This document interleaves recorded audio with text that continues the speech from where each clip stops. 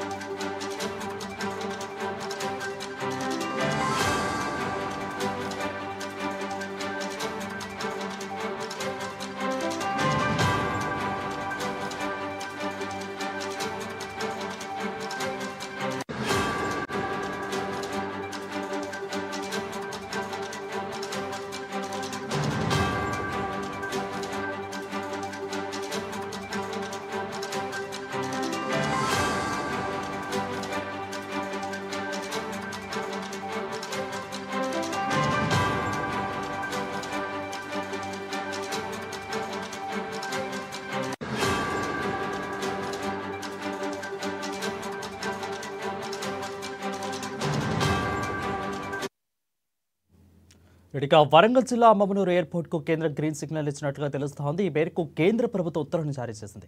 కేంద్ర నిర్ణయం పట్ల మంత్రి కోమటిరెడ్డి వెంకటరెడ్డి హర్షం వ్యక్తం చేస్తున్నారు. ఇప్పటికే మామునూరు ఎయిర్పోర్ట్ కు భూసేకరణకు 205 కోట్లను కూడా రాష్ట్ర ప్రభుత్వం విడుదల చేసింది. దీనిపై మరింత సమాచారం మా ప్రతినిధి రాంబాబు అందిస్తారు. రాంబాబు, చెప్పండి, తెలంగాణకు ఇది ఒక వరంగా చెప్పవచ్చు. అసలు కేంద్ర ప్రభుత్వం గ్రీన్ సిగ్నల్ ఇచ్చిందంటే అసలు ఏ విధంగా చూడాలి? ఈశ్వరుడు గత కొంతకాలంగా మామునూరు ఎయిర్పోర్టుకు సంబంధించినటువంటి ప్రక్రియ నిర్మాణానికి నోచుకోకుండా ఉన్నది. కానీ వచ్చిన కాంగ్రెస్ సర్కార్ వచ్చిన తర్వాత దీనిపైన ఈ యొక్క ఫైల్ను మూవ్ చేసేందుకైతే రాష్ట్ర ప్రభుత్వం ఇటు కేంద్రంతో పలు దఫాలుగా చర్చించినటువంటి నేపథ్యంలోనే వరంగల్ జిల్లా మామునూరు సంబంధించినటువంటి ఎయిర్పోర్ట్ నిర్మాణానికి ఈరోజు కేంద్ర ప్రభుత్వం అనుమతిని మంజూరు చేసింది. దీనిపైన మంత్రి కోమటిరెడ్డి వెంకటరెడ్డి కూడా హర్షం వ్యక్తం చేశారు. ఇప్పటికే ఎయిర్పోర్టుకు సంబంధించినటువంటి అనుమతిలో ఉన్నటువంటి అనేక ఇబ్బందులను కూడా తొలగిస్తే ఈరోజు 150 కిలోమీటర్ల పరిధిలో ఉన్నటువంటి కొంత ఎన్ఓసికి సంబంధించినటువంటి అంశంలో కూడా క్లియరెన్స్ రావడంతో ఈరోజు రాష్ట్ర ప్రభుత్వం యొక్క అభ్యర్థన మేరకు ఈ యొక్క మామునూరు ఎయిర్పోర్ట్కి అయితే కేంద్ర ప్రభుత్వం గ్రీన్ సిగ్నల్ ఇచ్చింది. ఇలా మామునూరు ఎయిర్పోర్టును నిర్మాణం చేయాలని చెప్పేసి గతంలో ఉన్నటువంటి ప్రభుత్వాలు కూడా అనేక సార్లు ఈ యొక్క ఎయిర్పోర్టుకు సంబంధించినటువంటి అంశంలో కేంద్రంతో సంప్రదింపు చేసినా కానీ వచ్చినటువంటి కొత్త సర్కార్ ఈ మామునూరు ఎయిర్పోర్టుకు సంబంధించినటువంటి అంశంలో కీలక అంటే ముందడుగు వేసిందని చెప్పుకోవాలి. ఎందుకంటే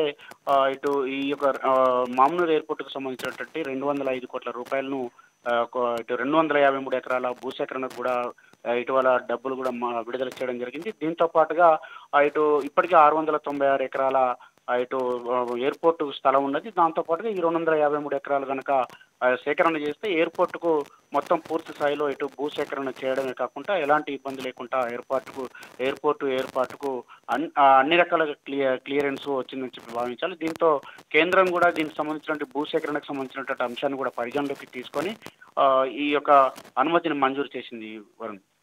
రైట్ రాంబాబు, అయితే ఎన్ని సంవత్సరాల్లో పూర్తి చేయాలన్న నిబంధన ఏమన్నా కేంద్ర ప్రభుత్వం పెట్టిందా, లేదంటే మొత్తం కూడా రాష్ట్ర ప్రభుత్వం చేతిలో పెట్టిందా?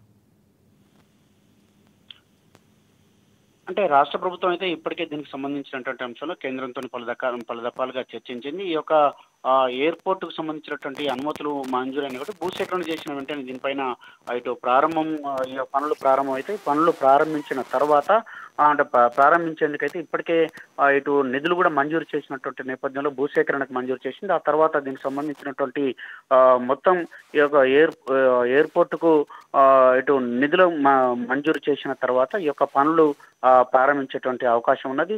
ఇప్పటికే దీనికి సంబంధించినటువంటి రాష్ట్రానికి సంబంధించిన ముఖ్యంగా వరంగల్ జిల్లాకు సంబంధించినటువంటి మంత్రులు కానీ లేకపోతే ముఖ్యంగా ఇటు రోడ్డు భవనాల శాఖ మంత్రి కోమటిరెడ్డి వెంకరెడ్డి సారథ్యంలో దీనిపైన పలు దఫాలుగా ఇటు విమానాశ్రయం నిర్మాణానికి సంబంధించినటువంటి అంశంతో కేంద్రంతో చర్చలు జరపడం జరిగింది. కేంద్రం ఈ యొక్క వివిధ క్లియరెన్స్ల పరిగణలోకి తీసుకొని ఆ తర్వాత క్లియరెన్స్ ఇచ్చిన తర్వాత దీనికి సంబంధించి ఇటు అనుమతిని మంజూరు చేస్తే అయితే ఈ రోజు లేఖ విడుదల చేసినటువంటి నేపథ్యంలో ఇటు రాష్ట్ర ప్రభుత్వం హర్షం వ్యక్తం చేస్తూనే మరొక వైపు ఈ యొక్క పనులను కూడా ప్రారంభిస్తామని కూడా తెలిపింది. Thank you Rambabu for the clear update.